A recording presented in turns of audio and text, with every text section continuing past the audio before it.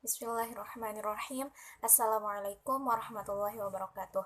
Perkenalkan, kami dari kelompok 5 akan mempresentasikan hasil diskusi kami mengenai psikologi perkembangan, yaitu tentang bentuk pengembangan potensi yang sesuai dengan perkembangan anak, yaitu usia prenatal 4 tahun. Saya sebagai pemateri pertama atas nama Laila Maulal Irhamni dengan nomor NIM 200110101.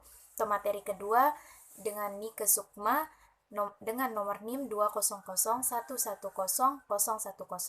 Dan pemateri ketiga atas nama Leni Hazmi dengan nomor NIM 20011010103. Baiklah, saya sebagai pemateri pertama akan menjelaskan mengenai 1. Karakteristik perkembangan anak berdasarkan tahapan usianya, yaitu prenatal usia 4 tahun. Adapun karakteristik perkembangan anak usia dini pada umur ini yaitu A. Perkembangan fisik motorik. Pertumbuhan fisik pada setiap anak tidak selalu sama. Ada yang mengalami pertumbuhan secara cepat, ada pula yang secara lambat. Pada masa kanak-kanak, pertambahan tinggi dan pertambahan berat badan relatif seimbang. Perkembangan motorik anak terdiri dari dua yaitu ada yang kasar dan ada yang halus. Perkembangan motorik kasar seorang anak pada usia 3 tahun adalah melakukan gerakan sederhana seperti berjingkrak, melompat, berlari ke sana kemari, dan ini menunjukkan kebanggaan dan prestasi. Sedangkan pada anak usia 4 tahun, si anak tetap melakukan gerakan yang sama, tetapi sudah berani mengambil risiko, seperti jika si anak dapat naik tangga dengan satu kaki, lalu dapat turun dengan cara yang sama, dan memperhatikan waktu pada setiap langkahnya. B. Tugas perkembangan anak berdasarkan tahapan usianya, prenatal usia 4 tahun. Konsep perkembangan dalam Islam memiliki istilah sesuai dengan bahasa Arab, yakni pada masa kanak-kanak, umur 2-7 tahun disebut dengan fase tufulah. Pada masa ini orang tua anak mengembangkan kasih sayang secara dua arah, di mana ibu memberikan kasih sayangnya dan dalam waktu bersamaan juga mengembangkan kemampuan anak, memberikan respon terhadap anak. Menurut Imam Ahmad Al-Ghazali, anak adalah amanat bagi orang tua. Hatinya yang suci bagaikan mutiara yang bagus dan bersih dari setiap kotoran dan goresan. Anak merupakan anugerah dan amanah dari Allah kepada manusia yang menjadi orang tuanya. Oleh karena itu, orang tua dan masyarakat bertanggung jawab penuh agar supaya anak dapat tumbuh dan berkembang menjadi manusia yang berguna bagi dirinya sendiri, keluarga, masyarakat, bangsa, dan negara, serta agamanya sesuai dengan tujuan dan kehendak Tuhan. Pertumbuhan dan perkembangan anak diisi oleh pendidikan yang dialami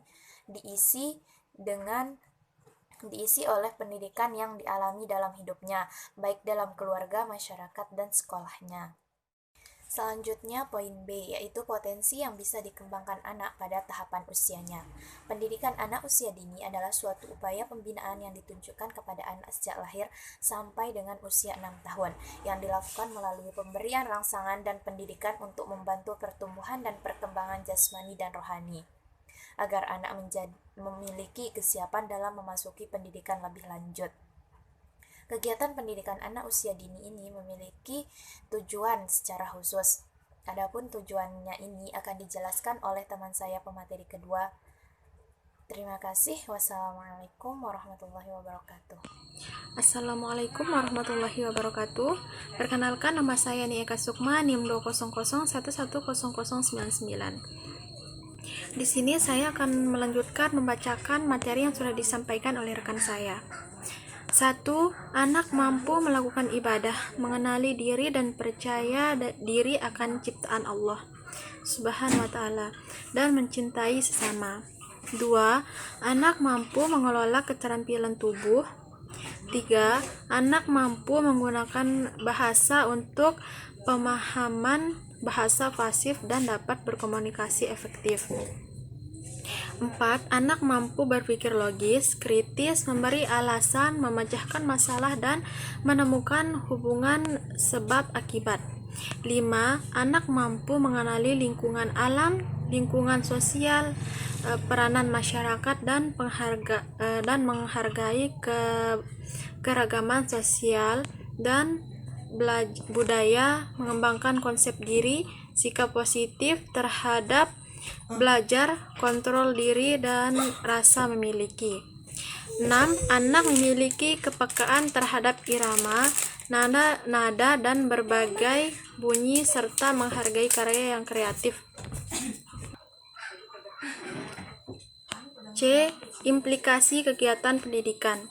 Anak usia dini adalah individu yang mengalami proses pertumbuhan dan perkembangan yang pesat.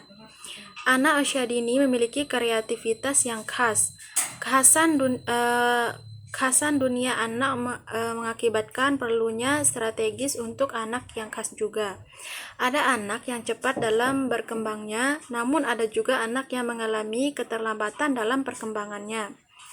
Kondisi yang berbeda tersebut menuntun pemong atau pendidikan anak usia dini untuk bertindak secara bijak, sesuai dengan kondisi, kemampuan, dan kepribadian anak. Orientase pembelajaran anak usia dini. Pada usia dini, anak menyimpan rasa ingin tahu yang tinggi.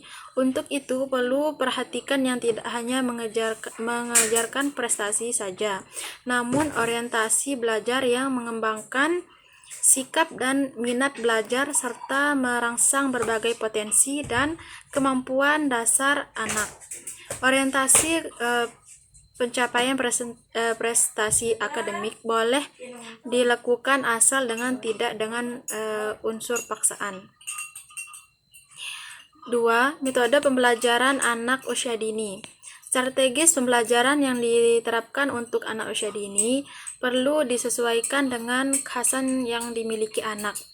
Penggunaan metode pembelajaran yang tepat dan sesuai dengan karakter anak akan memfasilitasi perkembangan berbagai potensi dan kemampuan anak secara optimal serta tumbuhnya sikap dan perilaku positif anak. Beberapa pengaruh bagi perkembangan anak dijelaskan oleh Hurlock sebagai berikut. 1. Perkembangan fisik. 2. Dorongan berkomunikasi. 3. Penyaluruh energi emosional yang terpendam.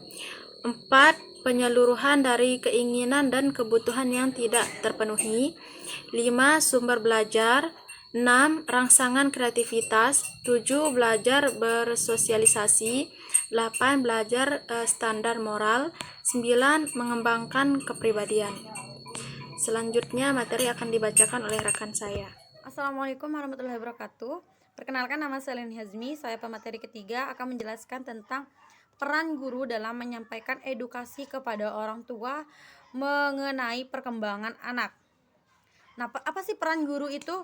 Nah, peran guru sebagai pengajar. Yang pertama, peran guru sebagai pengajar. Kegiatan belajar peserta didik dipengaruhi oleh berbagai faktor, seperti motivasi, kematangan, hubungan peserta didik dengan guru, kemampuan verbal, tingkat kebebasan, rasa aman, dan keterampilan guru dalam berkomunikasi. Jika faktor-faktor di atas dipenuhi, maka melalui pembelajaran peserta didik dapat belajar dengan baik.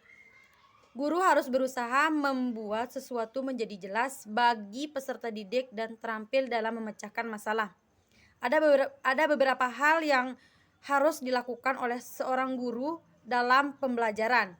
Yang pertama, membuat ilustrasi, mendefinisikan, menganalisis, mensintesis, bertanya, merespon, mendengarkan, menciptakan kepercayaan, memberikan pandangan yang bervariasi, menyediakan media untuk menguji materi standar, menyesuaikan metode pembelajaran, dan memberikan nada perasaan. Nah, yang kedua itu multi peran guru di dalam sekolah. Yang pertama, guru sebagai demonstrator dan motivator. Apa sih guru sebagai demonstrator dan motivator? Nah, peran guru sebagai demonstrator adalah peran untuk mempertunjukkan kepada anak segala sesuatu yang dapat membuat anak lebih mengerti dan memahami setiap pesan yang disampaikan. Dalam proses pembelajaran, motivasi merupakan salah satu aspek dinamis yang sangat penting. Sering terjadi anak yang kurang berprestasi bukan disebabkan oleh kemampuannya, yang kurang, tetapi dikarenakan tidak adanya motivasi untuk belajar sehingga ia tidak berusaha untuk mengarahkan segala kemampuannya. Terus yang kedua, guru sebagai mediator dan fasilitator. Apa sih sebagai mediator dan fasilitator itu? Nah, mediator ini dapat diartikan sebagai penengah dalam kegiatan belajar anak. Misalnya, menengahi atau memberikan jalan keluar atau solusi ketika diskusi tidak berjalan dengan baik. Mediator juga dapat diartikan sebagai penyedia media pembelajaran. Terus maka guru bergerak sebagai learning manager, yakni mengarahkan kelas agar tercapai situasi yang diinginkan. Peran serta dukungan orang tua termasuk di dalamnya. Ibu dan ayah dalam mengembangkan literasi dini di rumah dalam sebuah keluarga. Tentunya yang sangat berperan adalah ayah dan ibu dalam mendidik anak. Orang tua juga sebagai lingkungan pertama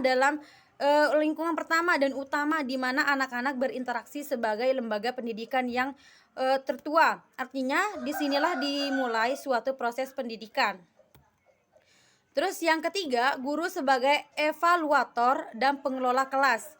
Guru memiliki tugas untuk menilai dan mengamati perkembangan peserta belajar.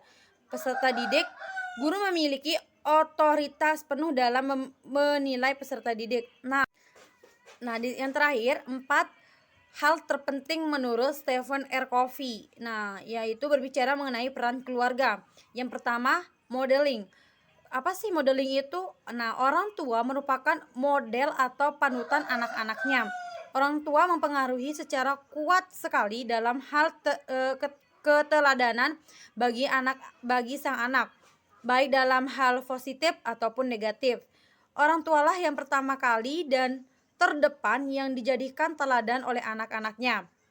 Orang tua juga menjadi pola pembentukan way of life atau gaya hidup anak. Cara berpikir dan perbuatan anak dibentuk oleh cara berpikir dan berbuat orang tuanya. Dalam cara seperti inilah orang tua mewarisi perbuatan dan pola pikir buat anaknya. Terus yang kedua, mentoring. Artinya kemampuan untuk menjalani atau membangun hubungan, menanamkan kasih sayang kepada orang lain atau pemberian perlindungan kepada orang lain secara mendalam, jujur dan tanpa syarat. Yang ketiga, organizing. Keluarga juga merupakan analog dari perusahaan kecil yang memerlukan kerjasama dalam menyelesaikan permasalahan, tugas, atau memenuhi kebutuhan keluarganya. Terus yang terakhir, teaching. Orang tua sebagai guru di lingkungan keluarga. Orang tua mengajarkan kepada anak-anaknya tentang hukum-hukum atau prinsip dalam kehidupan. Disinilah orang tua diuji kompetensinya untuk menciptakan kemampuan sadar pada diri anak, yaitu anak sangat menyadari apa yang dikerjakan dan memahami alasan mengapa mengerjakan hal itu. Nah, mungkin hanya itu yang dapat saya sampaikan. Kurang lebihnya saya mohon maaf. Wabillahi taufiq wal hidayah. Assalamualaikum warahmatullahi wabarakatuh.